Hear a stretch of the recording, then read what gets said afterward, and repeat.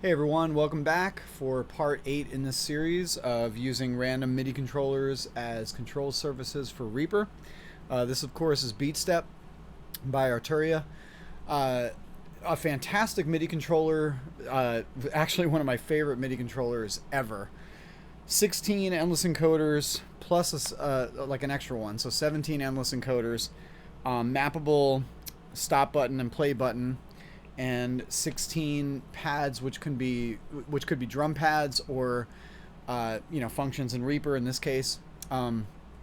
Really handy. So basically, let's get down to it. I'll show you everything really quickly. I want to try to keep these videos under 10 minutes if I can, because it's just like too much talking.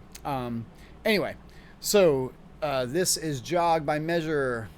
So is this for right-handed people. This is track scroll up and down. This is horizontal zoom. This is vertical zoom.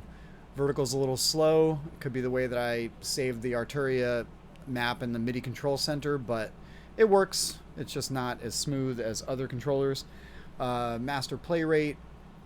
Semitone up and down. What this does is, let's say I'll go to this last track and I'll select sorry, the item. I'll just do that with the mouse to make things easy. So this, you just turn it clockwise, you get semitone up, and turn it counterclockwise, you get semitone down. Pretty awesome. This is a master volume, though I might change that later.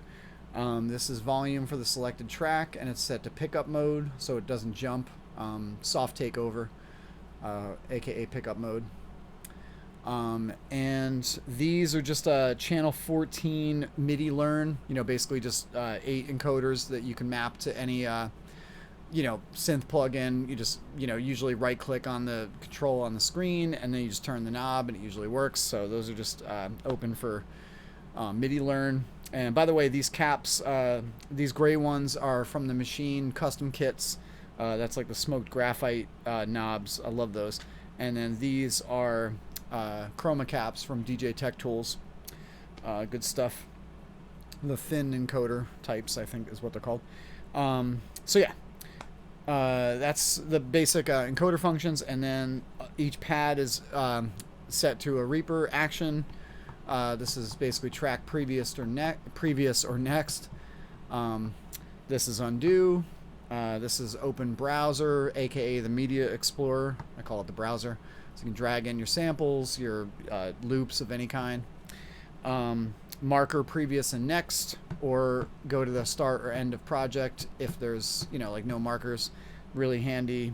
I'll just drop some markers in there real quick. This is actually an insert marker button or pad, so I'll just drop a few in. See, does exactly what they say that they're supposed to do, and I'll undo those. And this is set time selection start and set time selection end. So what this does is you can set a time selection, and it actually like when you set the start point and then the end point jumps back to the start point. So really easy to do live looping stuff. This is toggle windows. So basically any plugin windows that you had open before. I don't know if that's mapped right. Let me see. So let's open that plugin window. Yeah, that works. So basically it just opens all your plugin windows or closes all your plugin windows. And I like to have this set to basically just a close all windows, so I could see everything on the screen instead of toggling, but it's set to toggle. Focus right here is basically if you have 2 plugin windows open, such as these two, focus just puts that in front or that in front. Real easy. Close all windows.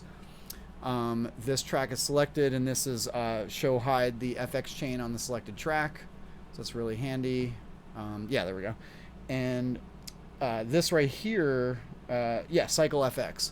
What this does is if there's 2 plugins on inside the FX chain, it lets you cycle between them. Again, all this is mouseless. And you could close the FX chain, or you could go to toggle windows. This is arm for whatever track you have selected. So let's say we scroll up to this one, arm it, done. Scroll down to track 5, arm that, done. Disarm that one, disarm this one. Once you get used to the muscle memory, it's pretty cool. This is loop on and off. And I have the stop button set to record in Reaper. And then this play pause button is actually set to play stop, because Reaper's transport functions that way. So when you hit the space bar, it's play and stop, and it basically brings the playhead back to exactly, you know, like where you started. So that's play stop. I love how this is in sync, even though you don't need that. You know, it's just kind of cool that it lights up. Very stupid song, I realize that. It's just something I threw together for the videos. So yeah, it's that simple. It's really cool. You know, like again, Beatstep isn't ideal as a controller because, you know, you're using the drum pads as Reaper function buttons, but that's the benefit of having like 16 user maps. So, you know, basically if I recalled, say like number 3, which is basically set to C1, the next 4, the next 4, and the next 4, you know, basic drum map. So I have poise on this track right here. Scroll down to the drums, show the FX chain. Whoops, I'm on the wrong map. Back to this. Open up the FX chain. There we go. There's poise. Changing back to my drum map. Pretty handy, you know. Like I said, it's not ideal because you have to keep switching maps, but if you just want to use this as a Reaper control surface, it does the job quite nicely. And yeah, but this as a MIDI controller, don't sleep on this. This is built like a tank. It's just awesome. You know, these can be absolute mode, relative mode, you know, like anything is tweakable, and literally 17 encoders. And then you got very nice feeling pads, and they respond pretty decent as well. So you could use it as a drum pad and just like a 17 encoder thing. And then if you map each thing differently across user map 1, 2, 3, I mean, you got 16 presets to map, you know, anything you want. So basically like user 1 could be not even the Reaper functions, but this could be your favorite synth plugin, the 17 parameters that need to be tweaked the most. That could be like the cutoff knob, obviously, you know, everyone uses the cutoff, or LFO. You know, like these 4 could be ADSR for the amp envelope, and, you know, these could be ADSR for the filter envelope. There's a lot of things you can do. So yeah, again, don't sleep on the Beatstep. May not be ideal for Reaper, but certainly for a lot of purposes, it's pretty awesome. I love it. So thank you for watching this video. If you found this helpful, please like, please comment with any questions, concerns, feedback. Subscribe, please. Helps me get seen.